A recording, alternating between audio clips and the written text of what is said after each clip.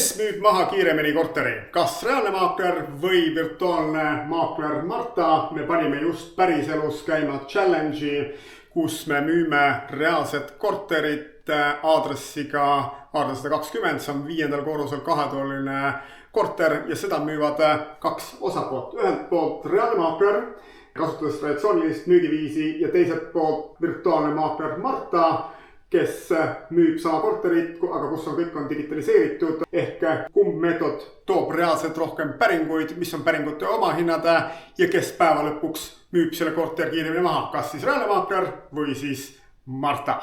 Seda me tahame teada ja seda hakkame testima nüüd. Täna on 1. juuli ja kinnisvaramaakler on pannud kuulutusi juba nädal aega varem üles Citysse, KV-sse ja Kuldsesse börssi, ehk me testime nendele traditsioonilist viisi, kus tehakse kinnisvarafotod, kasutatakse kinnisvaraportaale, tehakse avatud uste päevi, huvilistele tehakse näitamisi, ehk siis seda viisi müüakse.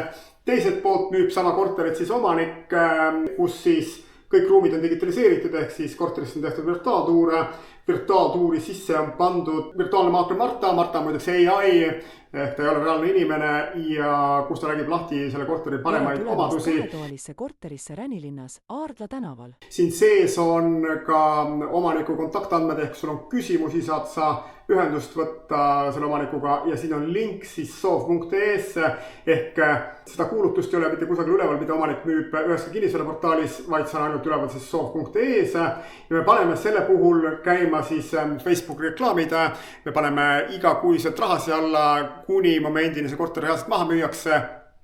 Ehk me tahame siis reaalselt vaadata, kumb meetod võiks paremini töötada, kas täis digitaliseeritud viis müüa kinnisvara, kus korter on digitaliseeritud, müüginimene digitaliseeritud või reaalne inimene ja reaalne koha peal siis näitamine. Nüüd paar märkust veel siia juurde tuues on see, et hinnad on natuke erinevad maakleri ja Marta puhul ja põhjus väga lihtne, kui omanik hakkas müüma korterit, talle lähenes maakler ja klassikaline Eesti viis maakleritel saada objekte endale on siis see, et võetakse ühendust omanikuga, öeldakse, et kuule, ma müün kallimalt seda objekti ja seetõttu maakleri objekt on 10 000 euri kallimana üleval hetkel praegu siis kinnisvaraportaalis. Teiseks, see maakler ise ka ei tea, et ta sellest challenge'ist osa võtab, me ei taha talle seda rääkida, me ei taha, et eraldi rahaturundusse paneb, vaid me tahaksime reaalselt võrrelda klassikalist müügiviisi versus siis täiesti digitaliseeritud müügiviisi.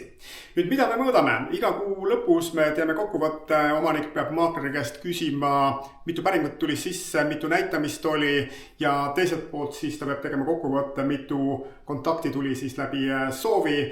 Kindlasti peab ta küsima ka iga huvilise käest, et kuidas inimene sisenes, kas oli ainult soov või inimene leidis kõigepealt siis Facebook reklaamid, sisenes virtuaaltuuri ja siis võttis temaga ühendust. Ehk selline challenge, sellised tingimused.